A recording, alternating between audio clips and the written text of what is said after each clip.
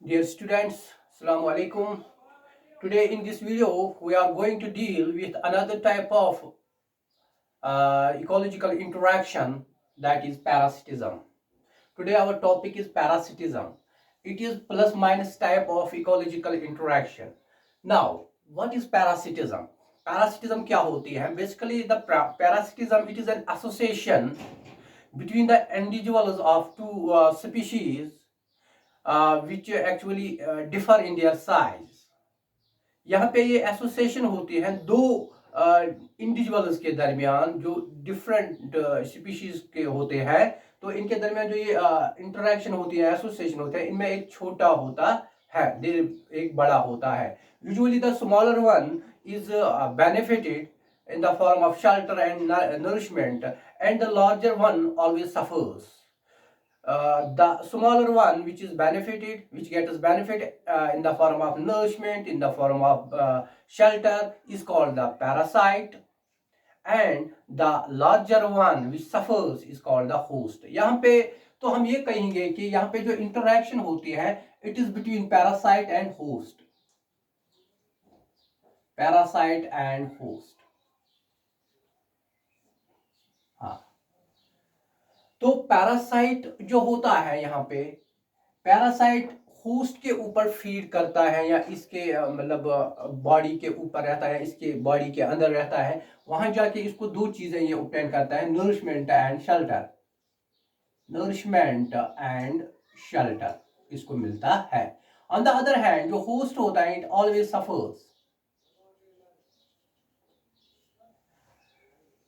तो ये भी एक इसमें इंपॉर्टेंट पॉइंट है कि जो पैरासाइट है, पैरासाइट होस्ट के बगैर सर्वाइव नहीं कर सकता है। ऑन द अदर हैंड जो होस्ट होता है, host can survive, host lives without any disturbance in absence of parasite. वो पैरासाइट के लिए होस्ट का होना बहुत जरूरी है, otherwise the parasite will be not able to survive. एक और चीज, जहां तक आप देखेंगे, number of parasites are always large as compare to the hosts. Apart from that, हम ये कहेंगे कि जो ये पैरासाइट्स होते हैं, they belong all major groups like bacteria, viruses, they belong to the protists या protozoans, fungi, algae, plantae, animalia, यानी कि हर एक मेजर ग्रुप में से ये पैरासाइट्स होते हैं। वो इनका ताल्लुक हर ग्रुप से होता है, इन पैरासाइट्स का ताल्लुक। तो नाउ जिस पैरासिटोलॉजी क्या होती है, parasitology,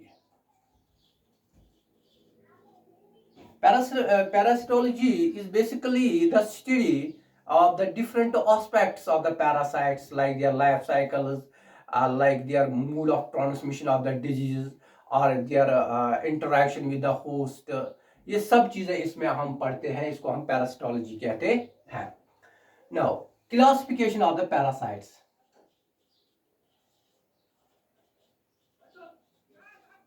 Of parasites, let us try to understand the various groups of the parasites which have been classified keeping different criteria into consideration। एक को हम कहते हैं एक्टोपैरासाइट्स एंड एंडोपैरासाइट्स। एक्टोपैरासाइट्स वो पैरासाइट्स होते हैं which actually live on the surface of the host body, जो host की बॉडी के सरफेस के ऊपर रिजाइड करते हैं, वहां पे ही रहते हैं, वहां पे ही मतलब सर्वाइव करते हैं। इसमें अगर हम देखेंगे एक्टोपैरासाइट्स में मतलब जो ह्यूमन लव्स होता है, पेडिक्यूलस जो होते हैं, pediculus louse, it is an ectoparasite. इसी तरह अगर हम देखेंगे जो किसी वक्त मॉस्किटो भी इसमें आते हैं, मॉस्किटो भी इसमें आता है एक्टोपैरासाइट्स में। इसी तरह अगर हम देखेंगे मतलब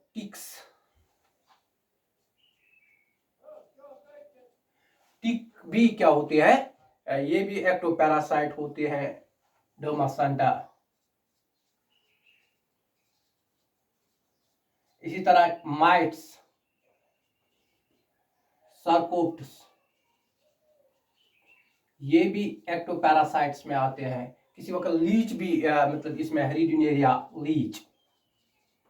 लीच भी एक्टो पैरासाइट्स में हम देखते हैं, क्योंकि ये सब के सब जो कि होस्ट की बॉडी होती है उसके सरफेस पे ये मतलब सर्वाइव करते हैं या रहते हैं। This is why they are called the ecto. And another category is endoparasites. What are endoparasites? Endoparasites are the parasites which live inside the body of the host. And depending upon the place where they live inside the host's body, they have been actually categorized into intercellular parasites. Inside मतलब body के अंदर ये कहाँ पे resided करते हैं, किस site में रहते हैं, किस जगह पे रहते हैं, इनको हम क्लासिफाई करते हैं इंटरसेल्यूलर पैरासाइट्स, जो कि सेल के इंट्रासेल्यूलर, सेल के अंदर इंट्रा, पहले हम देखेंगे intracellular. Intracellular parasites are those cells, those parasites which reside inside the cells of the host. For example, इसमें एक अच्छी एग्जांपल आएगी प्लाज्मोडियम।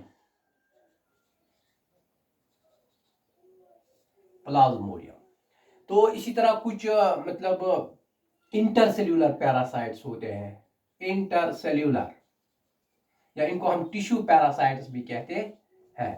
इनमें कौन आएगा? टिश्यू पैरासाइट्स जो होते हैं, मतलब ट्राइचिना वर्म या पोक वर्म भी इसको कहते हैं। ये जो पोक वर्म है या ट्राइचिना है, it is an intercellular parasite because it lives between the cells or in the tissues of the host's body. तो इसी तरह एक और कैटेगरी है जिनको हम कहते हैं फ्लूइड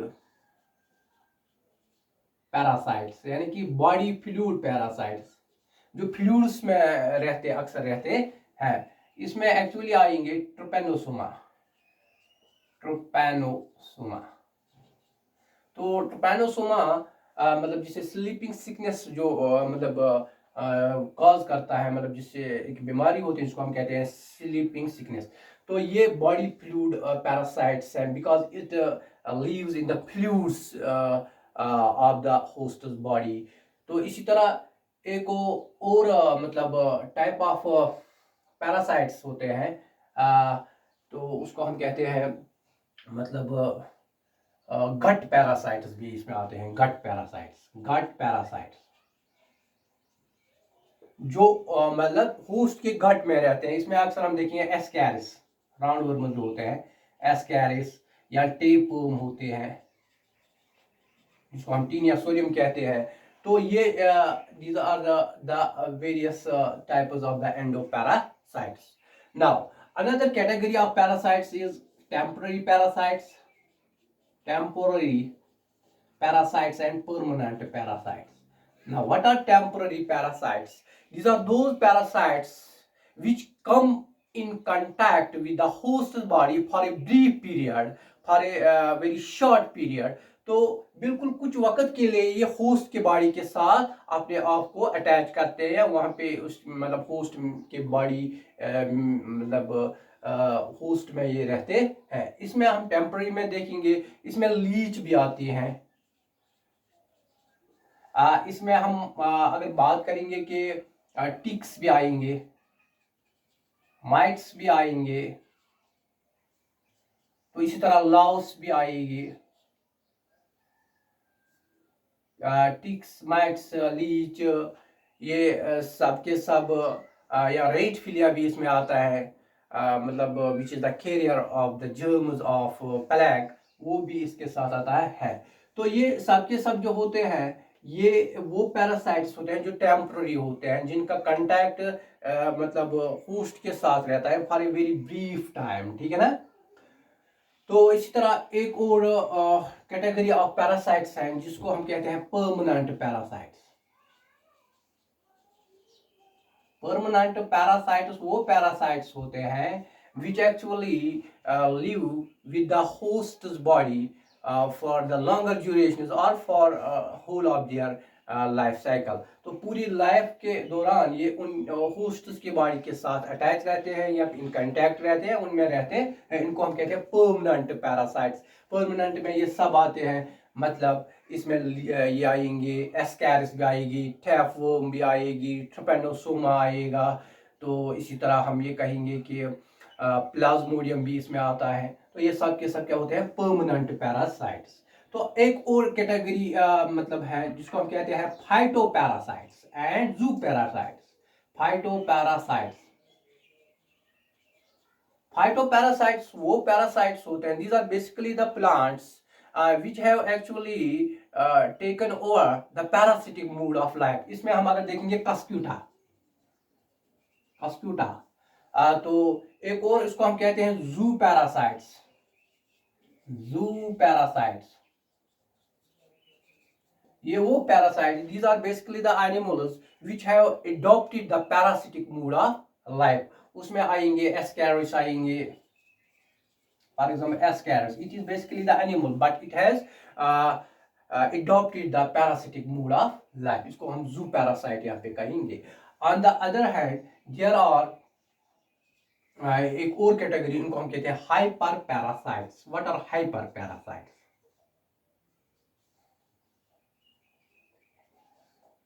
हाइपर पैरासाइट्स वो पैरासाइट्स होते हैं, means parasites, parasite over parasite, parasite over parasite. इसका मतलब क्या हुआ? यानी कि जब एक पैरासाइट दूसरे पैरासाइट के ऊपर रहेगा, मतलब उसके साथ अटैच रहेगा, यहाँ वहाँ पे वो अपनी नरिशमेंट या फीडिंग या इसको हम ये कहेंगे शेल्टरिंग वहाँ पे ये ऑब्टेन करे, तो इसको हम कहेंगे हाइपर पैरा। मिसाल के तौर पर bacteriophage, bacteriophage.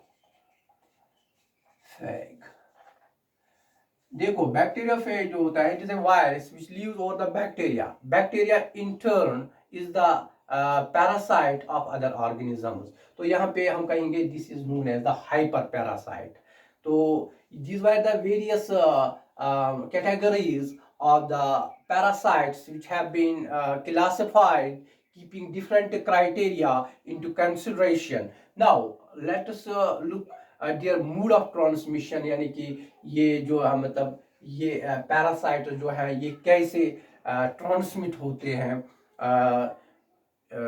In the host body, या होस्ट के मतलब होस्ट के साथ ये कैसे इन कांटेक्ट में आते हैं। There are various moods of their transmission, they come in various ways with contact to the host body. मतलब एक है किसी वक्त डायरेक्ट कांटेक्ट होता है, moods of transmission, direct contact.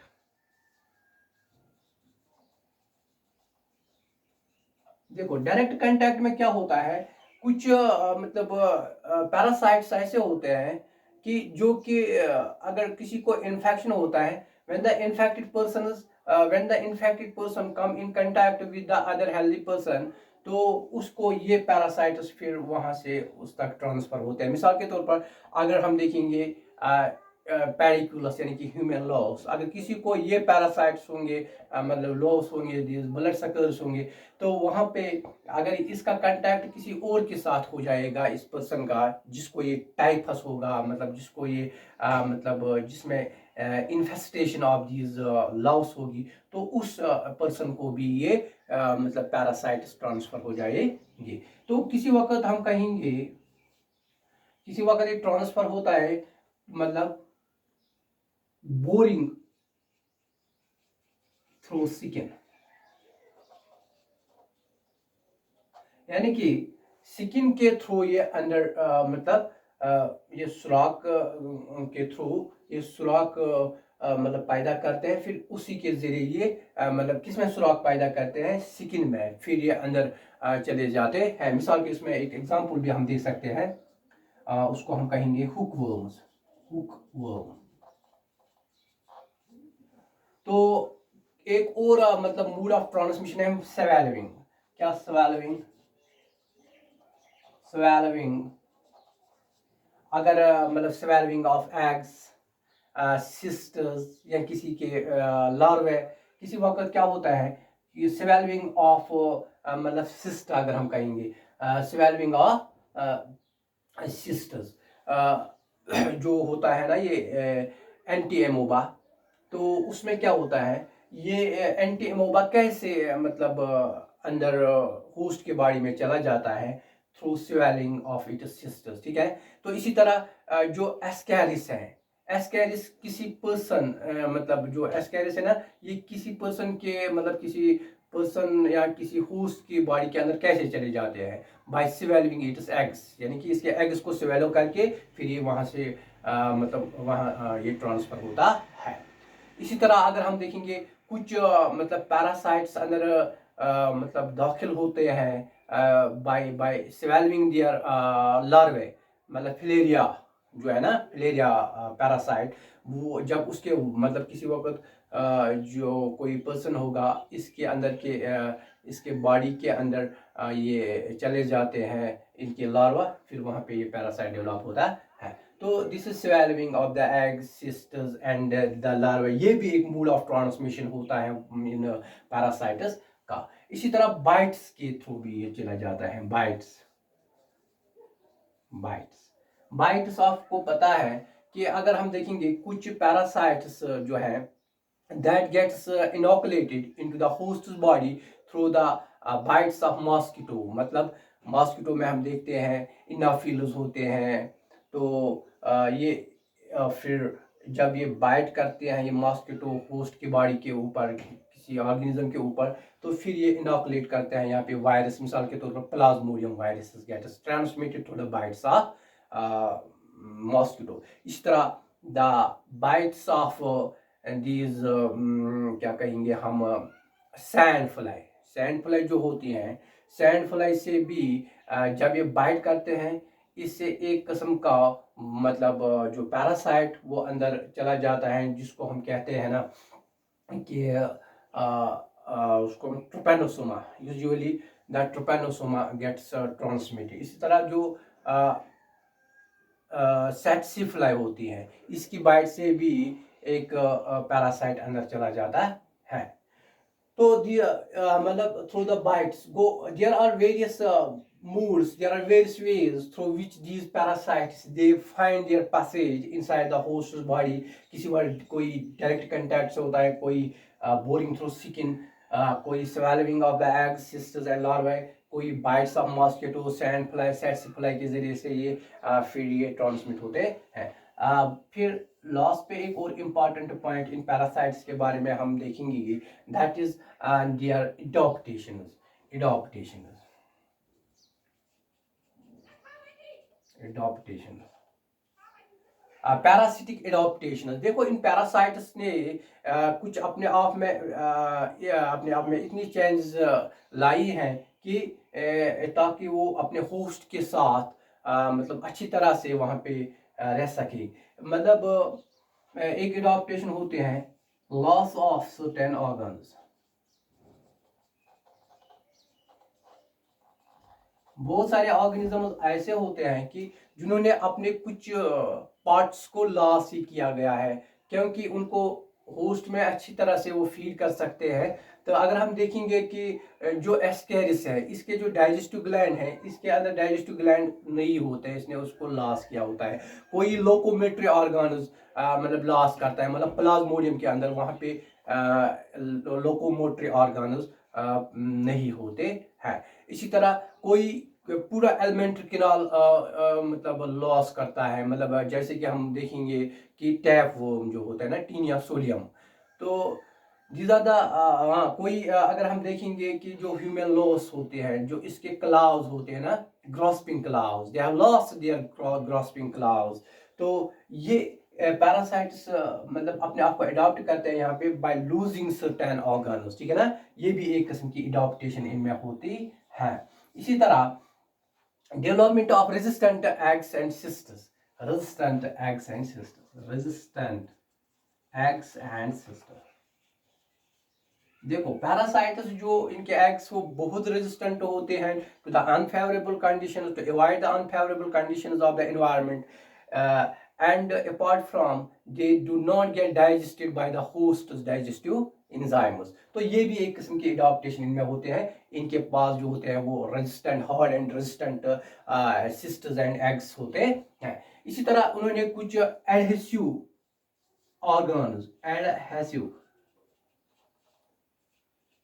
Organs develop किए हुए हैं। मिसाल के तौर पर सकर्स होते हैं, हुक्स होते हैं। अगर हम बात करेंगे मतलब टीन या सोलियम की, मतलब इनके अंदर हुक्स और सकर्स होते हैं जिससे अटैच रहते हैं अपने होस्ट के बॉडी के साथ। तो इसी तरह अगर हम देखेंगे लीच लीच के अंदर भी सकर्स होते हैं जिससे वो मतलब खून को चूसते हैं, यानी कि दे suck the blood of the host.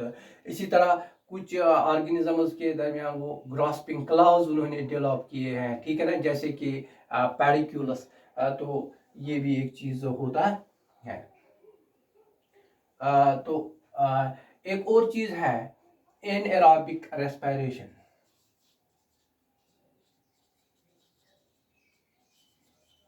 देखो कुछ पैरासाइट्स ऐसे होते हैं जो होस्ट के बॉडी के अंदर रहते हैं, जहाँ पे बिल्कुल ऑक्सीजन डेफिशिएंट एनवायरनमेंट होता है, वहाँ पे भी वो कौन सी टाइप ऑफ रेस्पिरेशन डेवलप करते हैं, एनएरोबिक रेस्पिरेशन। वो रेस्पिरेट करते हैं but in absence of oxygen. ये भी एक किस्म की एडाप्टेशन होते हैं जिससे वो सर्वाइव करते हैं, जिससे अपने आप को ये फिट करते हैं टू द होस्ट बॉडी, ताकि इनको कोई दिक्कत ना आएगी, है ना। तो ये भी एक किस्म की एडाप्टेशन होती है। एक और किस्म की एडाप्टेशन होते हैं एक्सेसिव रिप्रोडक्शन, एक्सेसिव मल्टीप्लिकेशन। देखो जो ये पैरासाइट्स हैं दे प्रोड्यूस इन्यूमरेबल और they produce large number of their young ones, क्योंकि इनमें से बहुत सारे फिर सर्वाइव नहीं कर सकते हैं due to the adverse environmental condition, but there are many able to survive which find their passage into the host's body. So this is all regarding today's topic, that is parasitism. तो आज हम यहाँ पे ही conclude करेंगे।